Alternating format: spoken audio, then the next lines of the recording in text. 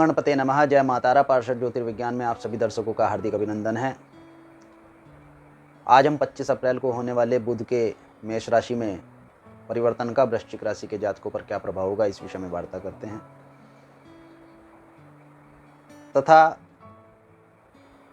इस स्थिति में वृश्चिक राशि के जातकों पर क्या प्रभाव पड़ेंगे, नकारात्मक तथा सकारात्मक। इस स्थिति के साथ साथ नकारात्मक प्रभावों पर वृश्चिक राशि के जातकों को क्या उपाय करना चाहिए, जो कि मुद्रा तथा मंत्र के द्वारा प्रदर्शित होगा। बिना किसी व्यय के आप यह उपाय कर सकते हैं तथा इस उपाय के करने से आपको सकारात्मक ऊर्जा प्राप्त होगी, जिससे ग्रह की स्थितियों में सकारात्मकता आएगी और आपको कष्ट से निवृत्ति प्राप्त होगी। बुध 25 अप्रैल सन 2020 रात्रि 2:23 पर मेष राशि में मीन राशि से परिवर्तित हो जाएंगे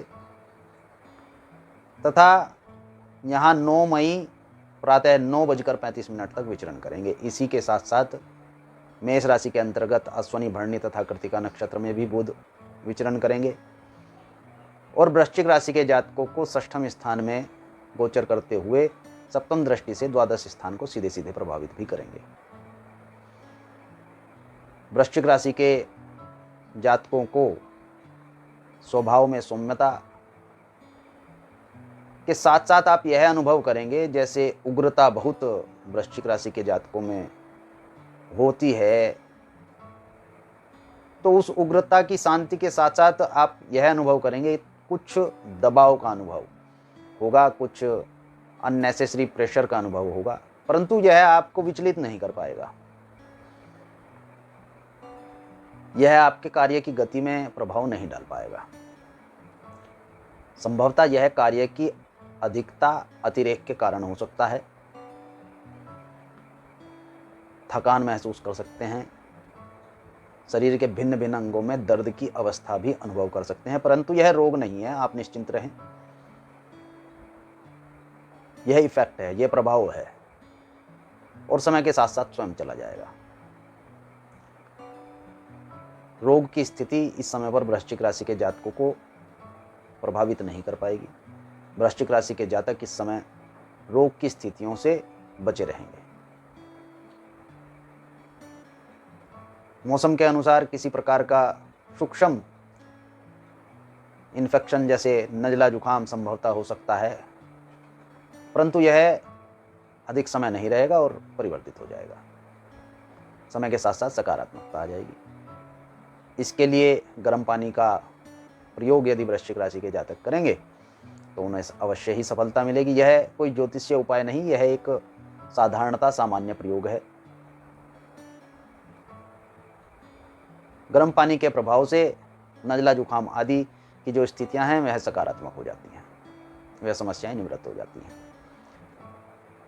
वृश्चिक राशि के जातकों को धन की स्थितियों में थोड़ा कष्ट का अनुभव होगा।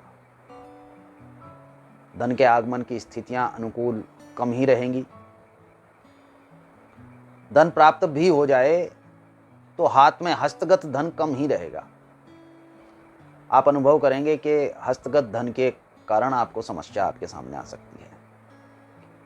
समस्या ना भी आए परंतु आप एक बंधन का अनुभव अवश्य कर सकते हैं।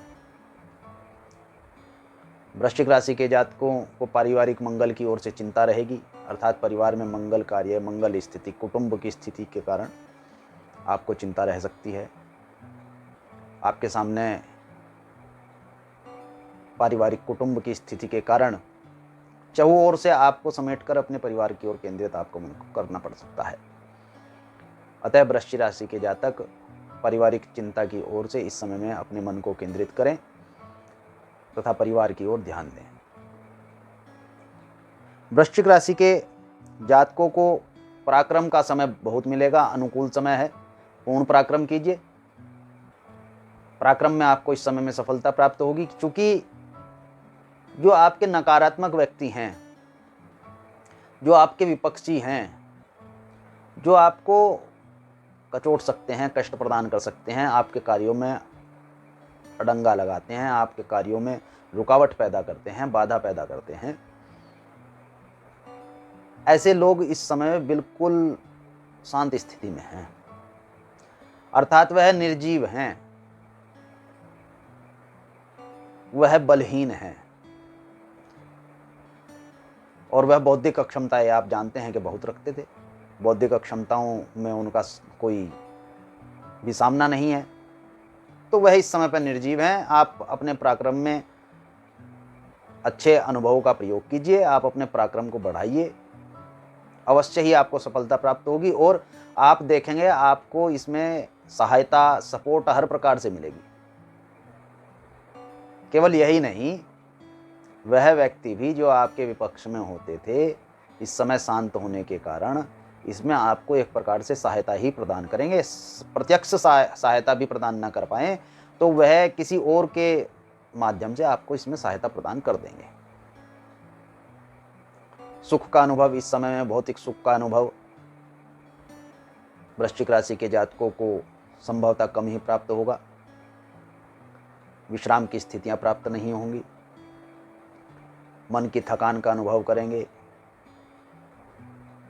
और अपने आप को कुछ स्तर तक निस्तेज भी अनुभव कर सकते हैं। अर्थात एक जिम्मेदारी के बाद दूसरी जिम्मेदारी, उसके बाद तीसरी जिम्मेदारी, इस प्रकार से लगातार कार्य की स्थितियों का सामना करने के कारण आपको थोड़ी थकान का अनुभव हो सकता है, मानसिक और शारीरिक दोनों ही तौर पर। क्योंकि पराक्रम बढ़ेगा तो निश्चय ही सुख का अनुभव कम होगा। संतान की ओर से वृश्चिक राशि के जातकों को अथवा ऐसे विद्यार्थी जो विद्या अध्ययन में बहुत रुचि इस समय पर ले रहे हैं, उनको थोड़ा नकारात्मकता प्रदर्शित होती है। तो इस कारण वृश्चिक राशि के जातकों को इस विषय में बहुत ही उद्देश्यशील होना चाहिए। लक्ष्य का लगातार आपको साधन करते रहना चाहिए, केवल यही एक मार्ग है। लक्ष्य साधित रखेंगे तो आप आलस्य नहीं होंगे और इस समय में आलस्य ही आपका शत्रु है और ग्रहों गोचर की सभी स्थितियां आपको आलस्य ही बनाने की तरफ प्रदर्शित भी है। तो विद्यार्थी वर्ग को चाहिए कि लक्ष्य को सदैव केंद्रित रखे, लक्ष्य को सदैव ध्यान में रखे, तो आप आलस्य ही नहीं होंगे और आपको सफलता का मार्ग दिखाई दे जाएगा, सफलता की ओर आप बढ़ जाएंगे, स्थितियों में परिवर्तन आ जाएगा। वृश्चिक राशि के जातकों के मात्र सुख में भी कुछ न्यूनता प्रदर्शित होती है, अपितु वह आपको बौद्धिक तौर पर सपोर्ट करते रहेंगे, आपकी बौद्धिकता को और मजबूत करेंगे। बौद्धिक स्थितियों में आप सकारात्मकता रखें, आपको सफलता ही सफलता प्राप्त होगी। यह समय वृश्चिक राशि के जातकों के लिए कार्य की कुशलता और कार्य के प्रदर्शन का है। वृश्चिक राशि के जातकों को जैसे पूर्व में कह चुके हैं, सामान्य रोग की स्थितियां प्रदर्शित हैं, परंतु शत्रु अधिक प्रयत्नशील नहीं रहेंगे। वाद विवाद की स्थितियां बन सकती हैं। वाद विवाद पर आपको विचार करने की आवश्यकता है। वाद विवाद की अवस्था अवश्य बन सकती है और यह भी आप जान लें, इस स्थिति को उत्पन्न न होने दें, अन्यथा यह आपके विपरीत जा सकती है और बहुत समय तक आपकी प्रतिछवि, आपके व्यक्तित्व को किसी दूसरे व्यक्ति के नजरिए में अर्थात उसके दृष्टिकोण में आपको नकारात्मक सिद्ध कर सकती है।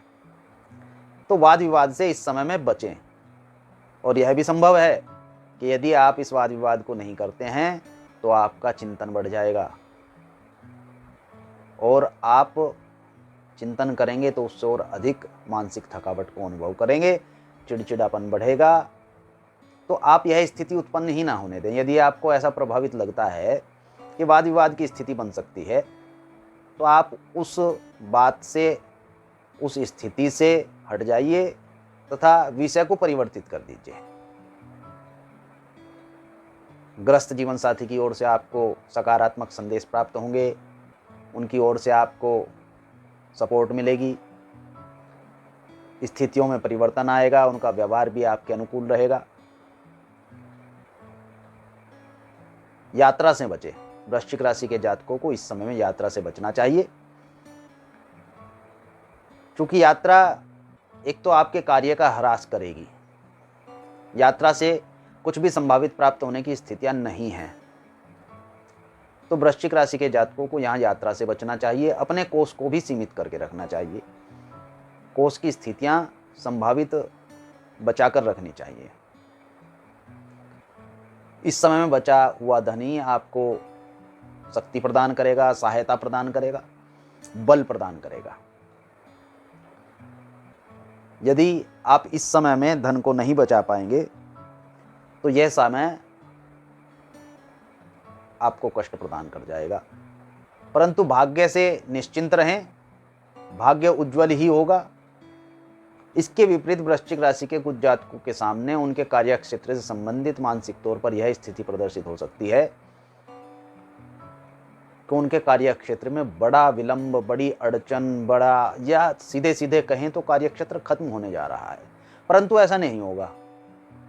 आप इससे निश्चिंत रहें, भाग्य उज्जवल होगा। आपको अवश्य ही कार्य क्षेत्र में एक सकारात्मक स्थिति प्रदर्शित होगी। कार्य क्षेत्र आपके अनुकूल होगा। लेकिन इसके लिए यह ध्यान देने की आवश्यकता है कि आलस्य का इस समय में त्याग ही रखना है, लक्ष्य को केंद्रित रखना है। अन्यथा यह स्थिति थोड़ी नकारात्मक जा सकती है। धन के लाभ होने के संकेत हैं, परंतु धन प्राप्त नहीं होगा, अर्थात कैश इन हैंड नहीं होगा वह, लेकिन भविष्य में उसके प्राप्त होने के संकेत आपको प्राप्त हो जाएंगे। व्यय की स्थितियां वृश्चिक राशि के जातकों की बढ़ेंगी, खर्च खूब होगा, चहुमुखी व्यय करने की स्थितियां प्रदर्शित होती हैं। भौतिक सुखों में, भौतिक ऐश्वर्य में, रोग आदि में, संभावित दान में, इसके अतिरिक्त संभावित किसी संबंधित व्यक्ति, घर परिवार, रिश्तेदार को भी धन देने की स्थितियां आपके सामने प्रदर्शित हो सकती हैं। धन देना पड़ सकता है, मित्रता में भी धन देना पड़ सकता है। और विपरीत समय पे ऐसा करना भी चाहिए, लेकिन यह आप मान लें कि स्थिति के अनुसार ही इस कर्म को करें, अन्यथा आपको भी धन मांगने की आवश्यकता पड़ सकती है, क्योंकि आय के साधन सीमित होंगे। यह वर्तमान समय की स्थितियां भी हैं। वृश्चिक राशि के जातकों को कष्ट की निवृत्ति के लिए शनि अभिमुख मुद्रा का प्रदर्शन करना चाहिए। इस मुद्रा के अनुसार मध्यमा उंगली को, जो कि सबसे बड़ी होती है, और अंगुष्ठ से भी तीसरी और कनिष्ठिका से भी तीसरी उंगली होती है, इस उंगली को आपको अंगुष्ठ के अग्रभाग पर स्थापित करना है। और तर्जनी उंगली, जो कि पहली उंगली है, उसको अंगुष्ठ के मूल भाग में प्रदर्शित करना है। और इस मुद्रा को आपको अपने, जो आपके पैर का, जब आप पालथी मार कर बैठेंगे तो आपका जो जानू है, गोडा है, जो पैर जहाँ से मुड़ता है, उस क्षेत्र में आगे की ओर प्रसारित करके, इस प्रकार प्रसारित करके इसका प्रदर्शन करना है। इसके साथ साथ भगवती बगलामुखी का बीज मंत्र ओम ह्रीं ह्रीं ह्रीं, ओम के साथ इस बीज मंत्र का 3 बार उच्चारण करते हुए 45 मिनट आपको इसका जाप करना है, मुद्रा का प्रदर्शन करना है। इससे आपकी समस्याओं की निवृत्ति होगी, कष्टों में परिवर्तन होगा, सकारात्मकता का प्रसार होगा। धन्यवाद। शुभम भवतु। भगवान गणपति तथा मातारा आपका कल्याण करें।